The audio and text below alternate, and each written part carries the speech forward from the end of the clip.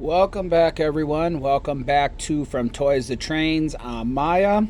Well, I'm just going to give you a preview and then I'm going to turn the camera here. But I know last night we didn't post a video. And the only reason why that is because what I'm about to show you, we kind of ran into a little bit of a problem last night. But we got the problem corrected now. I know where we're heading and everything. So I'm going to be showing everybody what we're doing next and where we're gonna be going here. And before I get into this video, if you're new to the channel, please hit that subscribe button, and welcome to all the new subscribers. I hope everybody's enjoying the content. And if you could, please give this video a like, because it helps the video out and also helps out the channel. So enough with my face on the camera. Let's get to work here and I'll show everybody what we're doing. So hold on. All right, so as you can see here on our table, we ended up gluing down our styrofoam here, and we got it all glued into place. We got the two sections. We had to, cut some of it for the back end. But as you can see, we just started working last night on the track, and let me explain what we got kind of right here. Right here, we got one switch track, okay? This one here is gonna go off, and it's gonna go to our industrial spot. We might have a yard over here. We might have a power plant, a water tower. I don't know yet what we're going to have, but as soon as I figure that out, that's what this one track is going to be for. This track here actually is going to come in, and it's going to ride along here, and it's going to continue on the number one line right here. We have a switch here that ends up branching over to the second line. And then we have one here that accepts for the second line, and then the second line runs out and around also. What that also is going to be for is like if I wanted to, let's say, back something in and back it in down over here into like the storage yard or something, or switch out engines, then that way I don't have to like be trying to take them off and put them on, especially with this N scale gauge. This N scale gauge is kind of, a hard gauge to like line up and everything. So I like to try to keep it, as much on there as I can. But I will be using DCC for the engines and all that. So that's going to be, something interesting and everything. But like I say, each track, each one, is for a certain reason. And as you can see, I was just playing around last night. I was just trying some of the ballast, but that wasn't the problem we were having. What I was having problems with is, you can see right here, I got holes that are in the styrofoam here. And what was causing that is I was trying to figure out a way to attach these tracks. And I was trying every which way. I was trying this, trying that. And so I tried a little bit of adhesive. Thought it looked like the adhesive was actually holding. But then when I realized that it was, eating through the track here, I was like, okay, I can't post a video showing that. So that's why, like I say, last night we didn't have a video. But I did go back to a way that I was doing it prior to this. And I'm going to show everybody what that is. So let me get the camera in place here, and then I'll show everybody. So hold on a second. All right, so now we're going to put our next track, and I'll just show everybody. We're going to put our next track here on our secondary line. I have these ones all the way secure to the first turn right here. But before I put it on there, I'm going to show everybody what I'm going to do. So we got the straightaway track, okay? And as you remember, if you watched the past video, we ended up clipping out this little like fake little line here, so it looks, so it looks more realistic and everything. Now, the reason why I'm using the styrofoam again, and if you didn't, watch that second video, please go back and watch it. And I explained why I'm using the styrofoam on the table.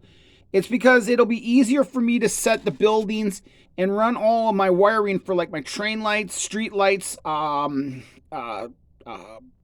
traffic lights, all that kind of stuff. And not only that, but this also gives me a better base to build on and everything. So, anyways, so now we got our prongs, okay? We ended up putting our little prongs on here onto our piece of track. And this track now is all ready to go. So what did I end up finding? And you just kind of saw it right there. But this is what I ended up getting, and I'll show everybody here. I just got a bag of them right now just because I think this is all I'm going to need. But I might need more. I may need more. I may not. It all depends. But anyways, we have the permanent glue dots here. Secure hold, easy to see blue dots. And that's what this was here that I was just about to show you. This here you can see right here, there's a blue dot, and right there's a blue dot. And I found that even prior to me building this once before, this N-scale gauge, I found that this actually works pretty good, and it actually holds it tight. So all you need is one little thing. You don't have to like really hammer it in or worry about pounding on it or whatever. So let me get the camera here removed, and like I say, and I'll show you guys. So okay, so this is our track, and this is where we're coming on to. Okay, now I'm hoping I'm trying to watch the camera and trying to show you guys here, but all I'm going to do is I'm just going to rip off one little single blue dot and expose the glue. Okay. And then what I'm going to do is right here, sorry about that, I'm trying to watch and do here, but right here in the middle of the track is where I'm going to place the blue dot, okay? The glue dot. Just push it in and push it on like that, push it down.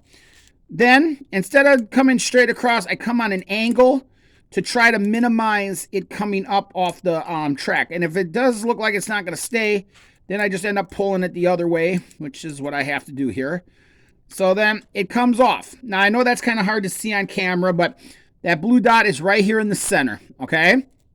So then, I think, let me see, this might be a little too close, but so now we're going to very carefully just lift this one, and I'm going to slide them in together like they should go. And then before I push and make any contact point or any pressure point, I want to make sure that this is smooth and I'm feeling it and I don't feel no like jumping or anything. So now I'm going to get the track pulled over a little bit to like where I want it to be. And then just press it down onto the plastic, or not plastic, I mean onto the foam. And there it is. It's now you can see it. I mean, I'm not exaggerating when I say that that's holding really tight. And really all you need is just one of the dots like that, because it's only going to be an N-scale train. And even with the HO models, I found that like one dot is more than plenty, because by the time we get the rest of this ballast over here in, we get all of that in, and then we get all of our signal lights and everything else mounted around this and everything. These tracks are not going to move. These tracks are going to be pretty much sturdy to go and everything. So like I say, so right now I just kind of like laid it out. I just wanted to see like what the process was going to be. And then I'll probably just do the same thing here. I'm just going to see like the secondary line.